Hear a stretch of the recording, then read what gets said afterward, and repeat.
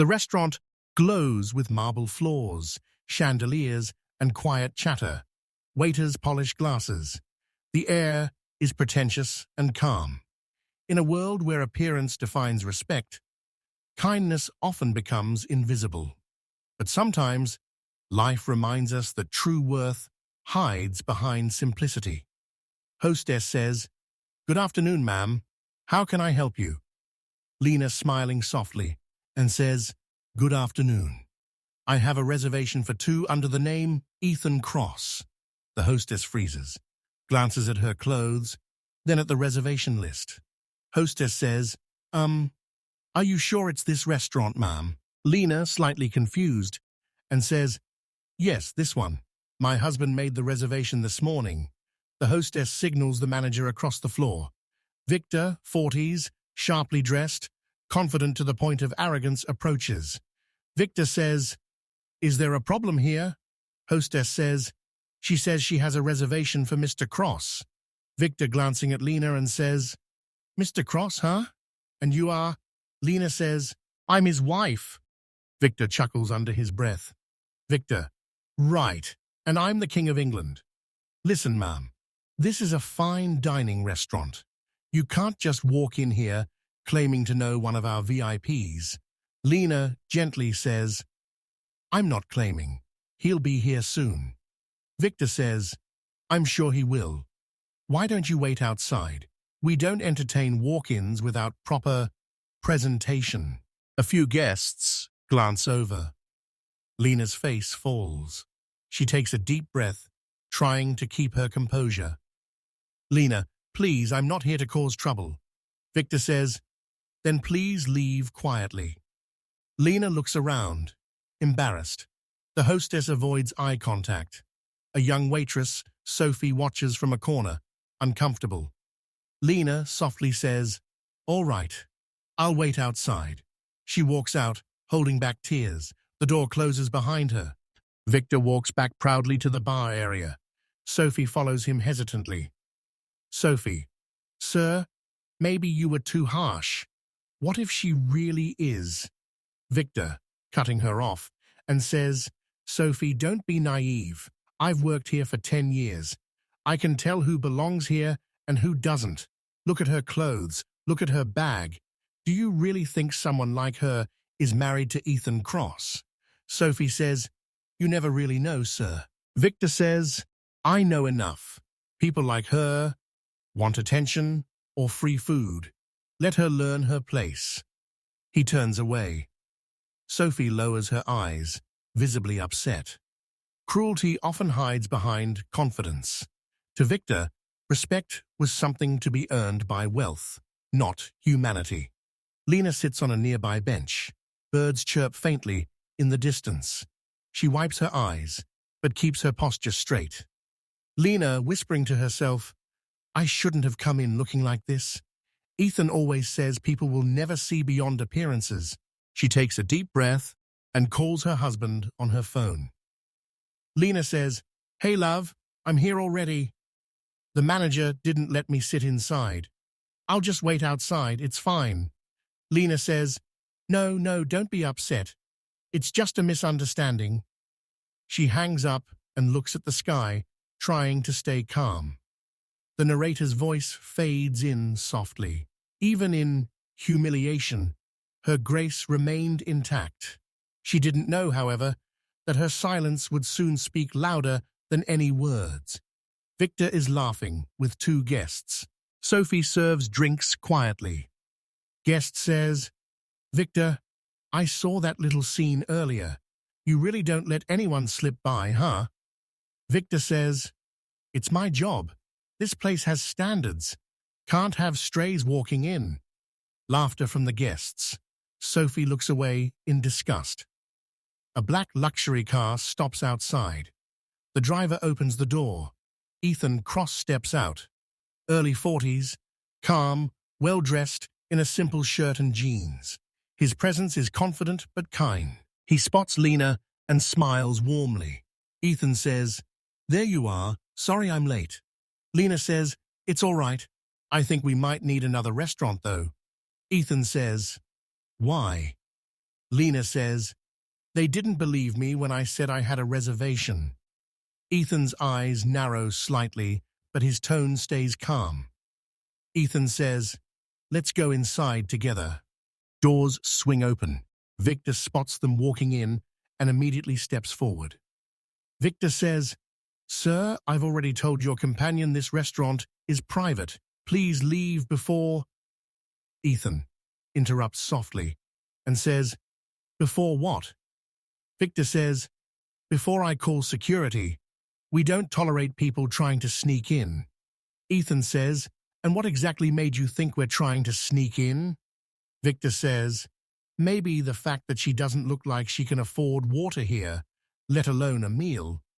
A hush falls across the restaurant. Sophie freezes, eyes wide. Lena lowers her gaze. Ethan says, "You should be very careful with your words." Victor snapping and says, "I'm doing my job. Now leave before I make this embarrassing for both of you." Ethan stares at him, then turns to Lena with a gentle tone. Ethan says, "I told you once, didn't I? People show their worth by how they treat those they think are beneath them." He pulls out his phone and makes a short call. His voice remains calm. Ethan, interphone, and says, "Yes, I'm at La Maison downtown.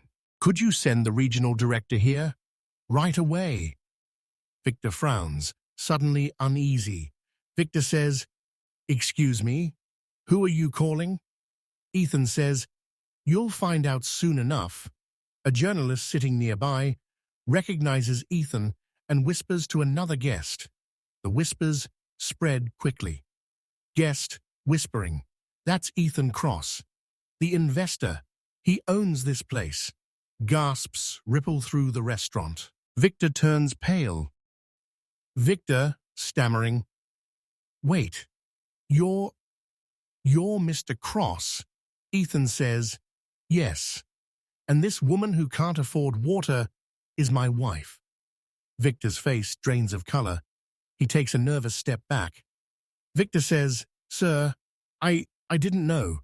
It was just—" Ethan interrupts quietly and says, "You didn't need to know. You only needed to show respect." The restaurant doors burst open. The regional director rushes in, sweating. Director says, "Mr. Cross, I just received your call. What happened here?" Ethan, still calm, and says, "Your manager decided my wife wasn't good enough to be here. I'd like to know how you train your staff." Director, furious to Victor, "You did what?" Victor says, "Sir, it was a misunderstanding. I was only—" Director cutting him off and says, "You're finished. Get out, now." Victor looks around helplessly, but everyone turns away. He exits silently, head down. The atmosphere softens. The director apologizes repeatedly. Director says, "Mr. Cross, Mrs. Cross, please accept our apologies. This behavior doesn't reflect our values." Ethan gently says, "I'm not looking for apologies. I just want everyone here to remember that respect shouldn't depend on appearance." He turns to Sophie. Ethan says, "What's your name?" Sophie nervously says, "Sophie, sir." Ethan says, "You were the only one who seemed uncomfortable with what happened. I appreciate that. I'd like you to train as the new assistant manager." Sophie's eyes widened in disbelief. Sophie says, "Thank you, sir. I don't know what to say." Ethan, smiling, and says, "Just keep being kind. That's enough." Ethan and Lena sit at their table, finally having lunch. The staff moves quietly, respectful and nervous. The other guests glance over, some apologetic. Lena softly says, "You didn't have to make a scene." Ethan says, "I didn't. The truth made it for me." They share a quiet smile. The narrator's voice fades in again, gentle and reflective. Some lessons don't need anger to be taught. Dignity can be silent, yet it speaks louder than any insult. Footage shows Ethan recording a short message for social media. Ethan says, "Today I witnessed how easy it is to mistake humility for weakness.